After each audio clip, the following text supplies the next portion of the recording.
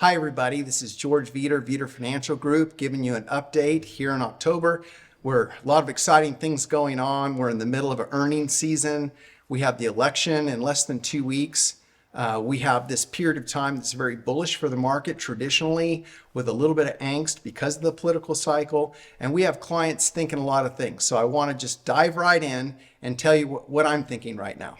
First of all, we wrapped up the summer kind of unscathed. Traditionally, going back to World War II, September is our weakest month, but September held its water.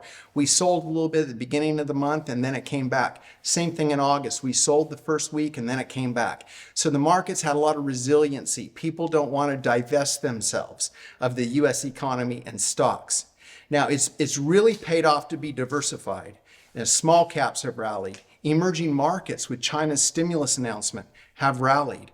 Bonds have rallied. We have the best return in investment grade bonds and underrated bonds that I've ever seen, well, at least for years and years and years. So we're firing on all cylinders.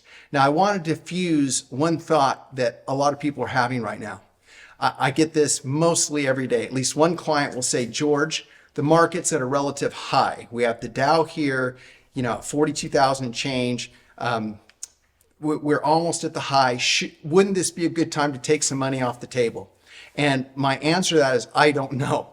I honestly always feel like this when we get to a market high, that it's more dangerous to think we know how to time it than to stay properly diversified and ride whatever volatility may be around the corner. Or there could be a sustained move higher. I don't know. The risk of being out and missing it, in my estimation, is greater than the risk of staying in for maybe a period of volatility.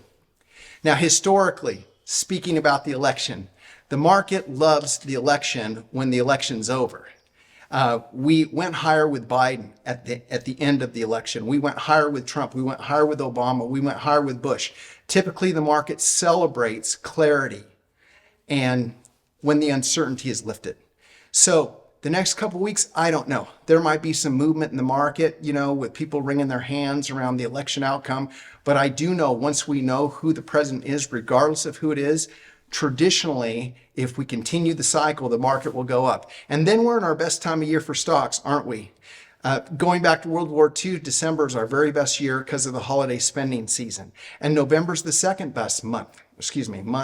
November's the second best month. January's the third best month with new pension flows. So we have so much to look forward to. Yeah, is there going to be some volatility? Probably. I don't know, though.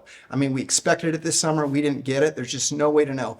I know for your long-term fortunes, if you stay properly invested and you have someone you're working with like ourselves that watches it every day, make sure you're properly positioned. Make sure your managers that are assigned to certain sectors are beating their peer groups, making sure that you have the proper bonds for where the Fed is in its cycle.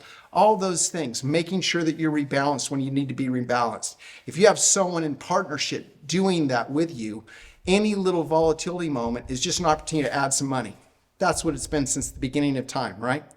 Now, if you think that you might be able to pull some money out because the market's at a high, just understand having the market at 42, 43,000 doesn't really make any difference.